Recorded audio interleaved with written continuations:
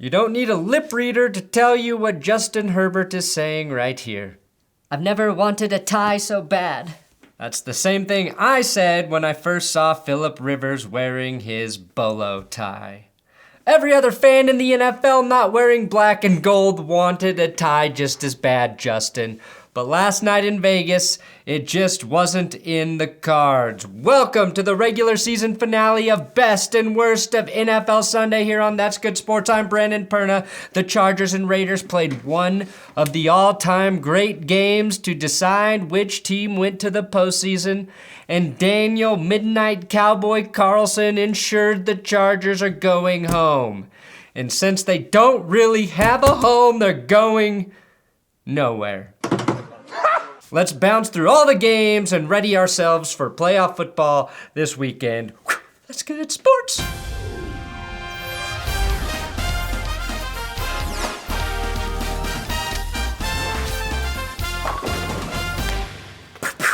Hey, if you want to make a mistake today, please subscribe to this YouTube channel.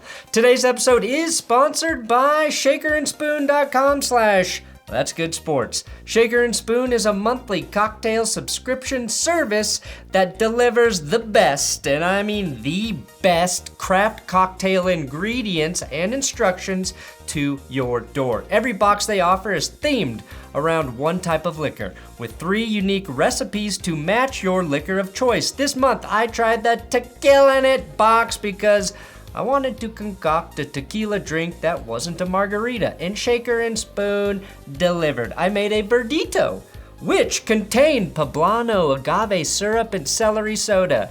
If you have that lying around your house, you're a liar. Each box contains a variety of syrups, bitters, aromatics, and garnishes that will make your taste buds super pretentious. These drinks are so good, I'll never drink water again. So to get a huge $20 discount off your first box, click the link below and use code That'sGoodSports at checkout, or go to shakerandspoon.com/that'sgoodsports to get truly elite tier drinks to show up right at your door. That's shakerandspoon.com/that'sgoodsports, or just click the link below and use code That'sGoodSports for $20 off your first box. Back to Saturday, Broncos versus Chiefs. Best. The Broncos got the best of both worlds. They looked competitive and they still lost the game, securing what would eventually become the number 9 pick in the NFL draft. Worst. This game changed thanks to a serious Melvin on Melvin crime. Melvin to Bolton, and the Broncos' 12-game losing streak to the Chiefs becomes unlucky 13. Worst. Jerry Jeudy finished with 0 touchdowns this year. Dallas versus Eagles. Best. Former quarterback Tyree Jackson caught his first NFL pass for a tutty. Some guy wagered $69.69 for Jackson to score the first touchdown of the game, and he ended up winning over $2,000. Best. Dak Prescott threw 5 touchdowns against the Eagles' B squad, giving the Cowboys a little bit of momentum and maybe too much confidence heading into their home playoff game against the red-hot San Francisco 49ers. It's just like the 90s, baby. Except everything else in the world sucks ass and the Cowboys aren't allowed to do cocaine anymore. Imagine if Gardner Minshew were allowed to do cocaine. Worst, Minshew's best pass in this game was a ball that should have been picked. Packers versus Lions. Best. Aaron Rodgers padded his MVP resume with a couple TD passes to Allen Lazard, all but assuring he'll take home the award for the 2nd straight year. Best. Lions uncorked a 2-pack of beautiful trick plays for a touchdown. First, wide receiver Tom Kennedy throws a 75-yard TD to Khalif Raymond. Kennedy would finish the game with more passing yards than Aaron Rodgers, actually. Then a reverse flea flicker that sets up a wide-open Brock Wright for another long score. Who's Brock Wright? Who gives a fuck? The Lions can't miss. Best. Equanimous and Amon-Ra St. Brown's dad wore a Packers/Lions jersey to the game to honor his sons. We also learned his first name is John. Just John. Amon-Ra ended up catching a touchdown to cap a great rookie season, and I believe Equanimous was named after a Dave Chappelle stand-up special. Worst. Jordan Love did not look good. tossing a couple late game picks that sealed the win for the Lions. And Dan Campbell's boys go out on a high note. Worst, I don't want to kill their buzz, but the Lions did kind of fuck themselves out of the first overall draft pick. But who cares? No one really even knows who the first overall pick is gonna be. Steelers versus Ravens. Not a good game, but an important one. Best, TJ Watt ties the sack record in less than 5 minutes, matching Michael Strahan's 22.5 sacks. Worst, Michael Strahan calling into the game and telling them to take away this sack and record it as a tackle for a loss. What the fuck, Michael? Best, TJ Watt eventually really tied the sack record anyway, and you can't call this anything other than a sack. Watt missed a couple games this season, so this record is as legit as they get. Worst, with the chance to put the Steelers away, Tyler Huntley threw a critical pick in the end zone. Maybe time to shelf the trade Lamar talk. Was that real talk or something Bill Pullion's burner account just started tweeting? Best, Big Ben led one last drive in overtime to win the game for the Steelers, converting a huge 4th and 8 in the process, setting up a Chris Boswell kick to win the game. That's right, folks, we have one more week of Big Ben. The Steelers needed the Jaguars to beat the Colts, and of course the Raiders and Chargers to not tie. The crazy thing is, the Jags winning was the easier task. Somewhere, Antonio Brown is wondering when Tomlin changed his locker room live streaming rules. Bears versus Vikings, oh God. Best, one last collapse for Matt Nagy in Chicago. The Bears led this game 14-0, and not only blew the game, but still lost by 14 points in the end. This was the all-firing bowl where no coach could do enough to save his job. Nagy gone, Zimmer gone, Spielman gone, Ryan Pace gone. Worst, this throw from Andy Dalton got picked by Patrick Peterson in return for a TD. Thanks, Andy. This throw cost the Broncos one spot in the draft, you red-haired son of a bitch! God, I hate you! I hate you with the passion more fiery than your head! Football team versus Giants. Worst, the Giants ran a QB sneak on 3rd and 9. 3rd and 9. Joe Judge said it was to give them more room to punt in a meaningless game. And by more room, he added about an inch, which would be amazing if it were in his pants. Worst, I really honestly feel bad for Giants fans. Joe Judge asserted himself as one of the worst coaches in the NFL this year, and he's getting a 3rd year.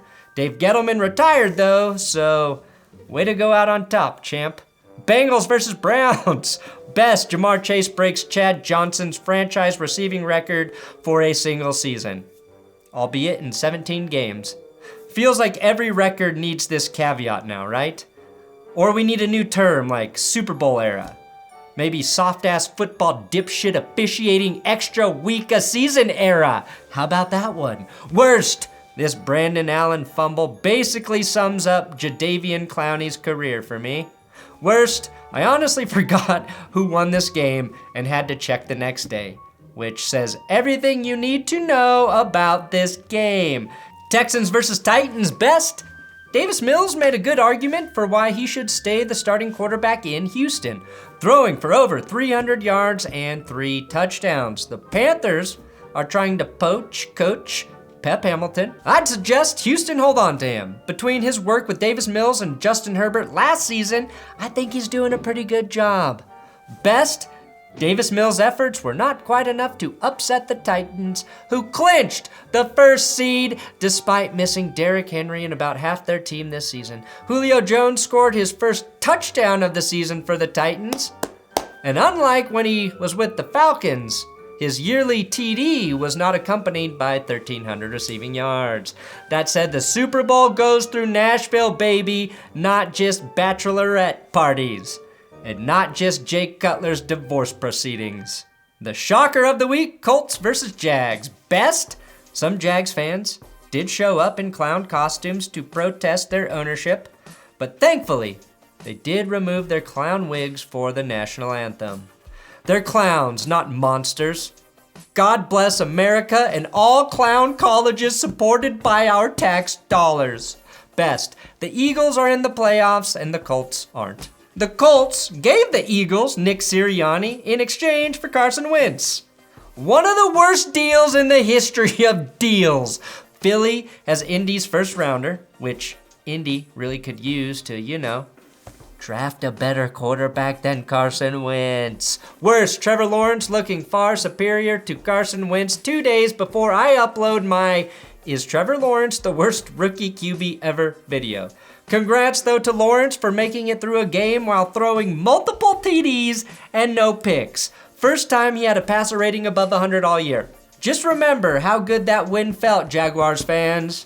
Remember it the moment you hear Bill O'Brien is your new head coach. Saints versus Falcons, best. Receiver Traquan Smith using every part of his hands and head to haul in this touchdown catch while also ripping off his own helmet in one smooth swoop, one felt swoop, to draw a flag. That pass was thrown by Trevor Siemian, who was inserted into the game after Taysom Hill hobbled off the field with a Liz Frank injury. Liz Frank, that bitch. That freaking bitch. Best, this hurdle by Russell Gage. Too bad the Falcons' biggest hurdle is themselves. Seahawks versus Cardinals, best. On the very first play of the game, Chandler Jones strip sacks Russell Wilson, and Zach Allen is there to scoop and score. Not gonna lie, I thought that was J.J. Watt at first. Call me a racist if you want, but all white people in football uniforms that wear a number 9 in any form are a Watt in my eyes. Worst, this punting attempt by Cardinals punter Andy Lee. Watch Andy walk away dejected, like a group of jocks just stuffed him in a trash can and took his lunch money, which they basically did. And they're rich, so taking his money was just mean.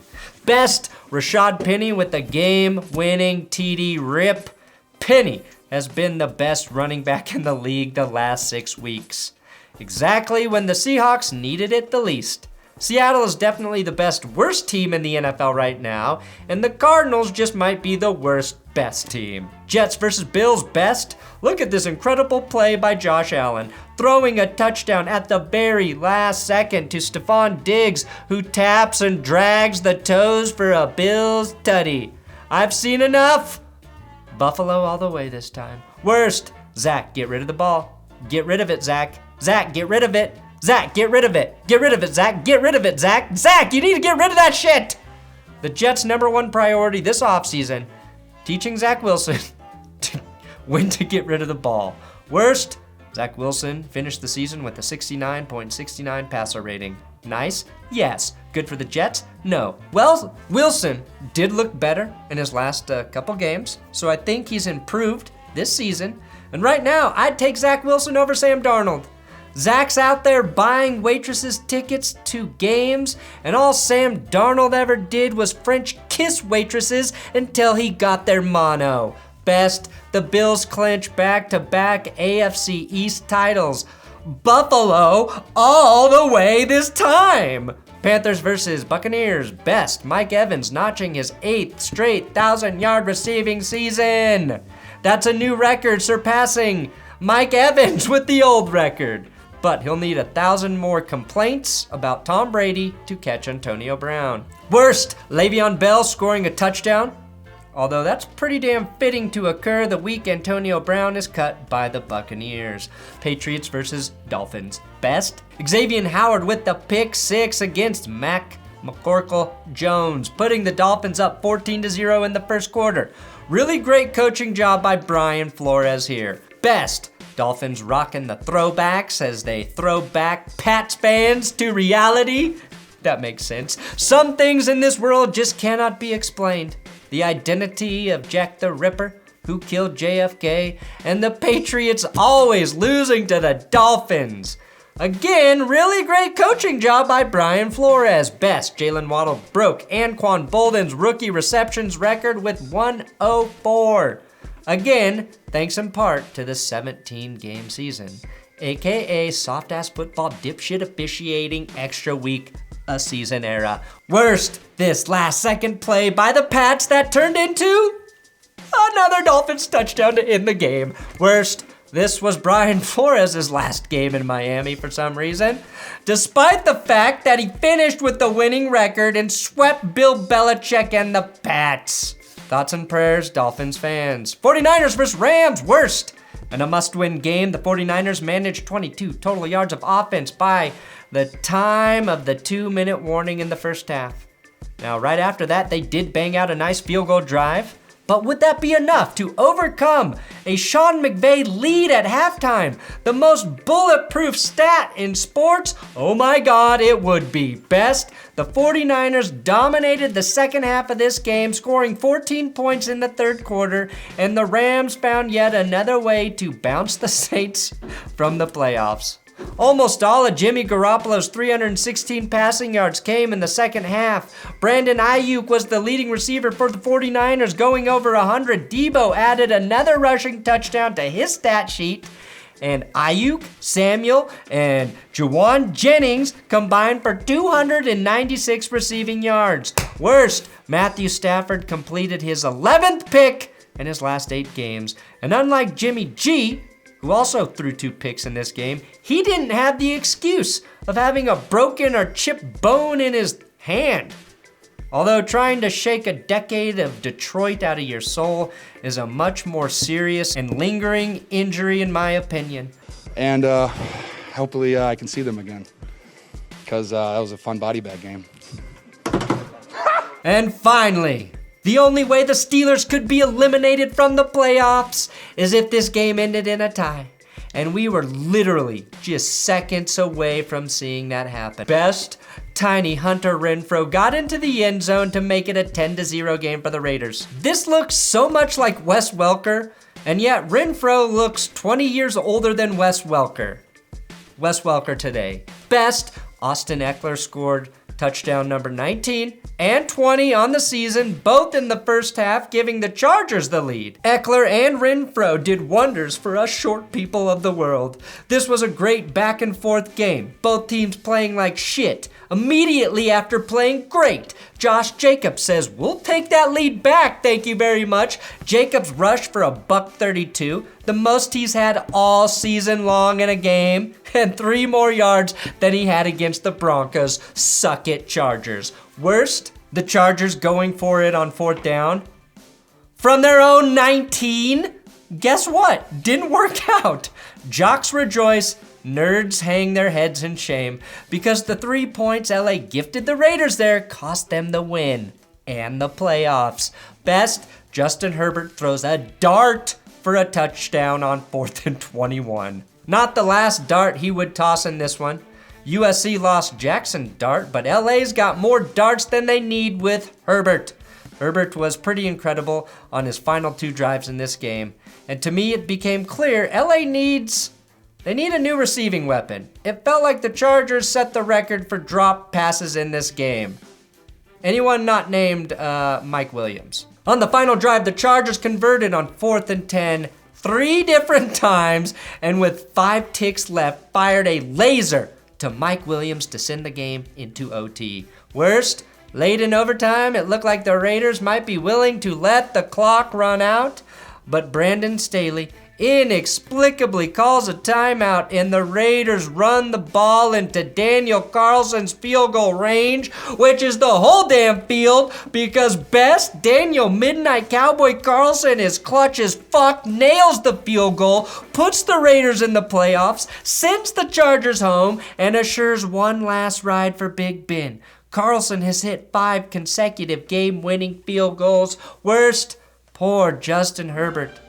Played out of his mind, played his heart out, and just wanted a tie at the end of the game to get into the playoffs, but his math dork head coach would not let it happen. Now the NFL feels so damn justified for tacking on another game. So much so, we're about to get another week soon. NFL Week 19, oh God, no. Thanks for watching That's Good Sports best and worst recap of the regular season finale. I posted the coaches getting fired episode up already today. You can click that video on the screen right now if that tickles your fancy.